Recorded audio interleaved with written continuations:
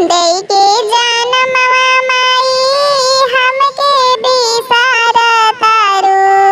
सुन भइले घरवा तोहार हो, सुन भइले घरवा तोहार हो। तोहरे निबिटिया माई बड़ घर जाली, तोहरो दुअरवा भइले सुन हो, तोहरो दुअरवा भइले सुन हो। केई खिलइहे माई दूध भात कटोरिया हो, के हमके बेटी बेटी पुकारी हो।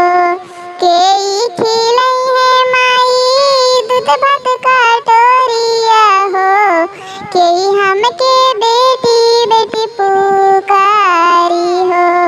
दई के जनमवा माई हमके बिसारा तारू। सुन भइले घरवा तोहार हो, सुन भइले घरवा तोहार हो। के हमके माई हो सब कुछ सिखाई हो, के हमके लोरी सुनाई हो। के हमके माई हो सब कुछ सिखाई हो, के हमके लोरी सुनाई हो। सासु ताना मारी है माई, ननद दी है गरिया हो। पियवा बात बात ला पड़ाई हो। सासु ताना मारी है माई, ननद दी है गरिया हो। पियवा बात बात ला पड़ाई हो। तोहरे नी बेटी माई जाली सासुरारिया हो। सुन भइले घरवा दुआर हो, तोहरो नी बेटी माई जाली सासुरारिया हो। सुन भइले घरवा दुआर हो।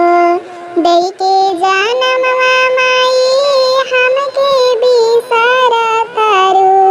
सुन भइले घरवा तोहार हो, सुन भइले घरवा तोहार हो। मड़वा के ऊपर पापा हो कोयला बोले हो, कोयल बोलिया सुहावन लागे हो। कोयल बोलिया सुहावन लागे हो।